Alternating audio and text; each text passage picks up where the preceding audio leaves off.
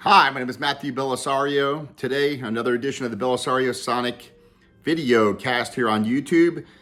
Today, I'm going to address a group of people that I see on the internet and have heard in myself or heard from other people about. I'm going to respond to people who seem to be very critical about Miles Davis. I keep hearing this and keep hearing people on these jazz channels talking about him and insulting, saying that he wasn't a great guy and how insulting he was to other people. And that they seem to focus around the hearsay that other people have said about him. And the one thing that strikes me, they used to do this to Charlie Parker as well. And Dizzy Gillespie used to get upset and say, you know what, I'm sick and tired of hearing people talk about Charlie Parker. They didn't even know the guy.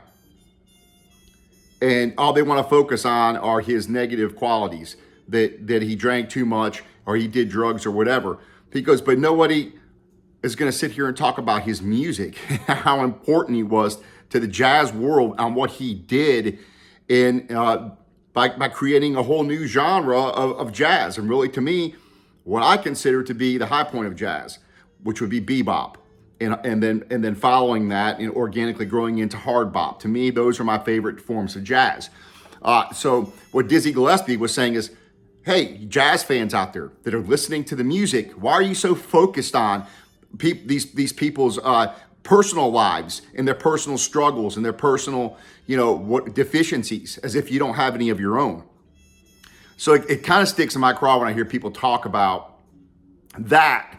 And also, when you have superficial people talking, insulting their playing ability or something like that, that's even more in amazement to my mind that someone would insult somebody like Miles Davis and make a statement like, I couldn't stand his tone on the trumpet. Really? Okay, so this is going to be as brief as I can make it. Let's take a look at the legacy of a musician such as Miles Davis. And if you've got the mouth and the gall to criticize this musician who's got, by the way, a legacy just on Columbia, all these albums, live albums, this guy has made over 61 studio records, 39 live records, 27 box sets have been made on him, 57 singles he's released. He's recorded on labels, Savoy label, Capitol label, Prestige label, Blue Note in Columbia. This guy's legacy is, most musicians never have a legacy that spans this long. Basically spanning from 1945, when he made his first recording, all the way up to when he dies in 1991. Who else has a legacy like that? Who else has a catalog like this of great jazz music? And yet you're going to have some clown out there talk about how he wasn't that great, or he wasn't that great of a trumpet player, or something stupid like that, or how insulting he was of a person. So I want to talk just a little bit about his legacy. Furthermore, and if you're going to criticize Miles Davis, you better know what you're talking about and have an idea of who he was as an artist. Because he's got several different periods of his life where he plays completely different types of music. So if you're listening to something that was recorded between 1945 and 1955, any of the records he was on, that's all bebop for the most part. He played with Charlie Parker. He played with Dizzy Gillespie. He took Dizzy Gillespie's place in a band. He was no slouch of a trumpet player. So you've got an era of bebop there between 45 and 55. You got 55 to 59, where he ends up signing with Columbia, and then it starts getting into modal jazz, and that's when you're going to hear Kinda Blue, the biggest selling album of all time, probably, or it's one of the greatest selling albums of all time. Then you got the collaborations that he had with Gil Evans, and you've got albums like Miles Ahead, Porgy and Bess, Sketches of Spain. You've got another period from 63 to 68, really, where he's got a quintet And he's got these great records like Seven Steps to Heaven. He's got these great live albums. Miles Davis in Europe, My Funny Valentine, Four and More, At the Plug Nickel.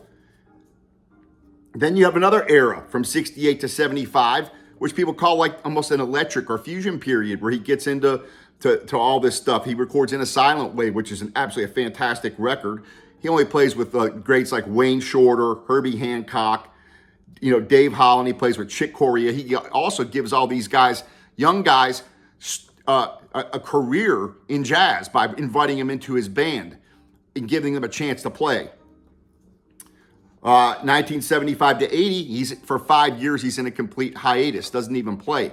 He's got problems, right? Personal problems. He has a hip replacement. He's got drug issues, which he's admitted to. Then he comes back from 80 to 85, and he starts making more records. And he records with people like John Scofield, and gives other people an opportunity to come and play and get into the jazz scene and make a career for themselves. And then, he's got a period from 86 to 91 where he works with guys like Marcus Miller, who came into the band and started his career there. There's so many people that started their career alongside Miles Davis, who he generously gave them an opportunity to come and play with him. And of course, some of that was because he wanted fresh blood. He wanted new ideas.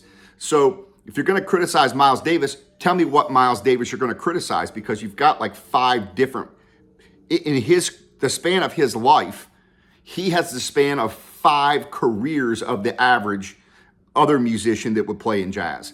He's actually almost like 5 different people over the course of almost 50 years, 45 years.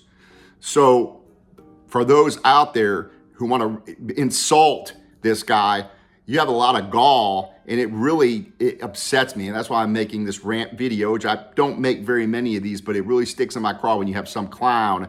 Oh, Miles Davis's trumpets, I don't like the tone of it. He wasn't, what tone? From what era? From what album don't you like his tone? I mean, the guy, like I said, you've got a span of 45 years here. And then he doesn't sound the same for any period for very long. I can look at his career and I can say, wow, I like his bebop and hard bop years and the modal year. I like that better than I do the Bitches Brew stuff. That's just my personal preference of what I prefer to listen to. So I can actually sit down and tell you why don't I like Bitches Brew that much? It's a little out there for me. Sometimes it's hard to listen to. But I don't hate the record. It's just not my favorite. I have to be in a certain mood to listen to that record, to some of those types of records that he made later. But at the same time, he really expanded what jazz, and some people would say that he stepped beyond jazz. And I don't have a problem with that either, because he kind of stepped into the rock music. He did covers of Cyndi Lauper. He took and turned those into kind of like a hybrid of almost a fusion rock stuff. And so the guy was very creative. And that's another thing I give Miles credit for. A lot of people do the same thing over and over and over for their entire career, if they're lucky enough to have, or good enough to have, a career that lasts as long as his did. And you don't have that many of them if you want to go look who's had a 45-year recording career. Not that many people. When you go look at the whole grand scheme of recording history, not many people have recorded that long. Not many people have done over 100 albums, live and studio. So you have to give credit where credit is due. And I'm not saying you have to be a huge Miles Davis fan, but what I am saying is you have to give him the respect he deserves. And if you are a jazz fan, I really find it hard to believe that you dislike him across the board. Because if you say that you don't like Miles Davis at all, to me, you're saying that you really don't like jazz, in my opinion, because he epitomizes jazz. He covers jazz across every range that jazz exists in. He's done it all for the most part, except the early New Orleans stuff. But from bebop and beyond, he pretty much did it all. So if you're gonna say, oh, I don't like, Miles Davis, wasn't a good trumpet player, or Miles Davis's tone wasn't good, or any of this kind of nonsense, it's BS. And if you're going to sit there and just insult a guy, which I keep hearing it. I see it on these videos where they talk, where they're reviewing records, and they always have to, or they're doing an interview, or they're doing their little chats, and they just sit there and mouth off about Miles Davis and how much of a terrible person he was. They didn't even know the guy. All they go off of are these hearsay stories. And who really cares? If you're a jazz fan and we're going to listen to records, man, there's countless records to listen to that are so fantastic. Miles Davis, Live in Paris, all these radio recordings and stuff that's coming out. Prestige records, these are fantastic records. Steaming. I mean, there's, I digress here. Birth of the Cool. And again, all these box sets. And you've got, again, if you're going to look at just the Columbia catalog, okay, anyways, that's all I got to say about it. And I'm done with my rant for today. So take care.